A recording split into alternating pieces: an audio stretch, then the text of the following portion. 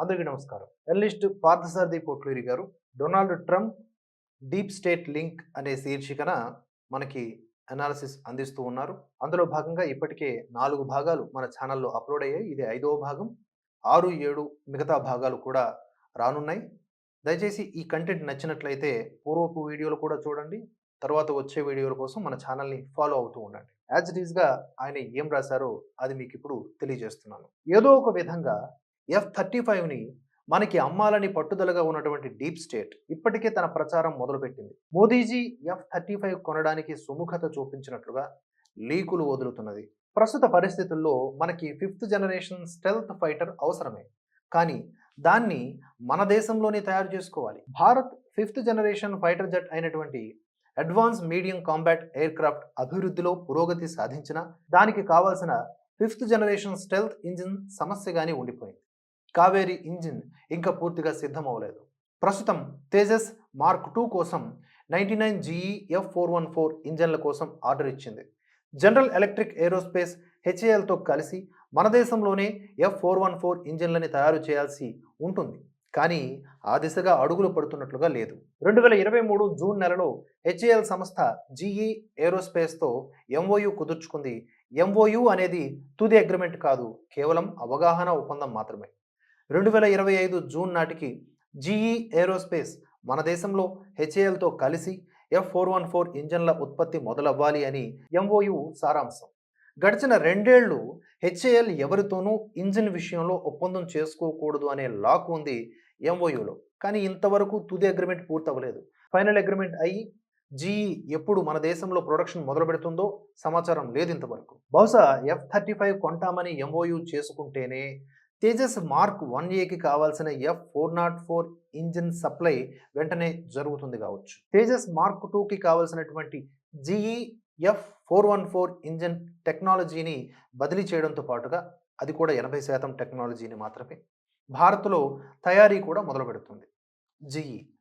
అప్పటి వరకు Tejas mark 1A కానీ తేజస్ మార్క్ 2 కానీ ముందుకు కదలవు.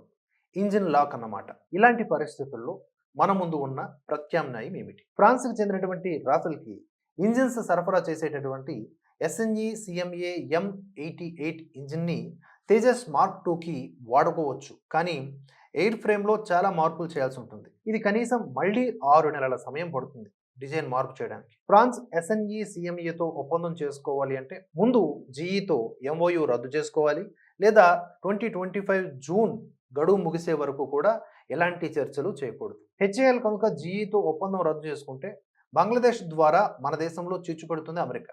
అందుకే ఇంతవరకు యూనస్ తిరిగి ఇంగ్లాండ్ వెళ్ళలేదు. యూనస్ ఒక తురుపు మొక్క. ఫ్రాన్స్ SNE CMAతో MOU చేసుకుని ఉంటే బాగుండేది. తేజస్ మార్క్ 1A సింగిల్ ఇంజిన్తో పనిచేస్తుంది, అలాగే తేజస్ మార్క్ 2 కూడా సింగిల్ ఇంజిన్తో పనిచేస్తుంది. కాబట్టి SNE CMA M88 ఇంజిన్ ఉభయతారకంగా ఉంటుంది. AMCA 2 ఇంజిన్లతో పనిచేస్తుంది. SNE CMA టెక్నాలజీ బదిలీకి ఒప్పుకోదు. కానీ రాఫెల్, తేజస్ మార్క్ 2, AMCలకి ఒకే ఇంజిన్ ఉండటం వలన లాజిస్టిక్స్, స్పేర్ పార్ట్స్ నిర్వహణ చాలా సులభం అవుతుంది. కానీ ఇక్కడ ఏమైంది? కావేరీ ఇంజిన్ని నమ్ముకొని ఇతర ఆప్షన్లన్నింటినీ కూడా పక్కన పెట్టారు. ఇక మిగిలింది ఏంటి? రష్యా. మన తేజస్కి సరిపోయే ఇంజిన్ రష్యా దగ్గర లేదు, మన కోసం అంటూ తయారు చేయదు. కానీ MiG-29కి వాడేటటువంటి క్లిమోవ్ RD-33 ఇంజిన్ ప్రధానంగా లైట్ వెయిట్ జెట్ ఫైటర్ కోసం డిజైన్ చేశారు. మన తేజస్ మార్క్ 1Aకి సరిగ్గా సరిపోతుంది. కానీ గత 2 దశాబ్దాలుగా MiG-29K ఇంజిన్ సమస్యలతో ఇండియన్ ఎయిర్ ఫోర్స్ సతమతమవుతూ రావడం ఒక కారణమైతే, స్పేర్ పార్ట్స్ సకాలంలో సప్లై చేయడంలో విపరీత జాప్యం జరుగుతూ రావడం వలన ఈ క్లిమోవ్ RD-33ని పరిగణలోకి తీసుకోలేదు.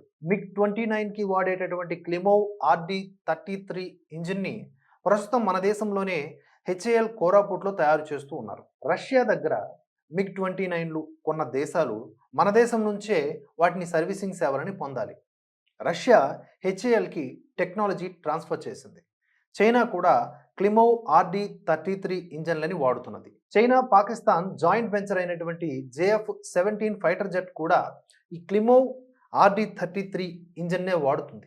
పోయిన సంవత్సరం రష్యా టెక్నాలజీ బదిలీ చేయగానే భారత్ నుంచి RD-33 ఇంజిన్లను కొనడం ఇష్టం లేనటువంటి పాకిస్తాన్ చైనా మీద ఒత్తిడి తెచ్చి చైనాకి చెందినటువంటి వేరే ఇంజిన్లని JF-17కి వాడుతున్నది. మొదటి బ్యాచ్‌కి చెందినటువంటి 20 JF-17లు RD-33 ఇంజిన్లతోనే నడుస్తూ ఉన్నాయి. చైనా ఇంజిన్ అయితే ఏమి, రష్యా ఇంజిన్ భారత్‌లో తయారు అయితేనేమి, పళ్ళు ఊడగొట్టుకోవడానికి ఏ రాయి అయితేనేమి, ఇక మీదట RD-33 ఇంజిన్లనే పాకిస్తాన్ కొనసాగిస్తుందా? లేక అవి చైనాకిచ్చేసి చైనా ఇంజిన్లని వాటి స్థానంలో వాడుతుందా అనేది ఇంకా తెలియరాలేదు. పుతిన్ MiG-29 ఇంజిన్ల టెక్నాలజీని హెచ్ఏఎల్‌కి బదిలీ చేయడంతోనే జీఈ ఏరోస్పేస్ తన F414 టెక్నాలజీ బదిలీ చేసి భారత్‌లోనే తయారు చేయడానికి ఒప్పుకున్నది. పుతిన్ అవసరం మనకు కలిసొచ్చింది. పుతిన్ గేమ్ మొదలుపెట్టింది RD-33 ఇంజిన్ టెక్నాలజీని హెచ్ఏఎల్‌కి బదిలీ చేయడంతో. ఇప్పుడు మరో బంపర్ ఆఫర్ ఇస్తూ ఉన్నాడు Putin. Russia 5th generation fighter jet అయినటువంటి Su-57ని పూర్తిగా టెక్నాలజీతో కూడా కలిపి బదిలీ చేసి దీన్ని భారత్‌లోనే తయారు చేసి ఇతర దేశాలకు ఎగుమతి చేయడానికి సిద్ధంగా ఉన్నట్లుగా సూచనప్రాయంగా తెలియజేశాడు. ఇది నిజంగా మంచి ఆఫర్. సంవత్సరం తిరిగేలోగా మన ఐఏఎఫ్ అమ్ముల పొదిలో 5th జనరేషన్ ఫైటర్ జెట్లు ఉంటాయి. ట్రంప్ ఒత్తిడికి తలొగ్గి మోదీజీ F-35లు కొంటారా? లేక పుతిన్ ఇచ్చిన ఆఫర్‌ని స్వీకరించి Su-57లని ఒప్పుకుంటారా అనేది వేచి చూడాలి. ఒకవేళ Su-57 ఆఫర్‌ని కనుక స్వీకరిస్తే MMRCA-2 కింద 114 ఫైటర్ జెట్స్ కొనే ఖర్చు తగ్గుతుంది. నిజంగానే Su-57 5th జనరేషన్ జెట్ అయినా కాకపోయినా చాలా తక్కువ ఖర్చుతో మన దేశంలోనే మోడర్న్ జెట్స్ తయారవుతాయి.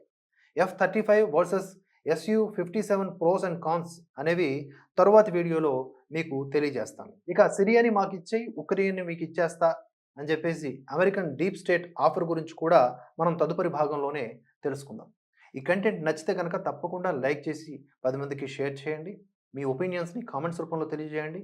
మన భరతవర్ష ఛానల్‌ని తప్పకుండా సబ్స్క్రైబ్ చేసుకొని ఫాలో అవుతూ ఉండండి. Thanks for watching. జై హింద్, జై భారత్.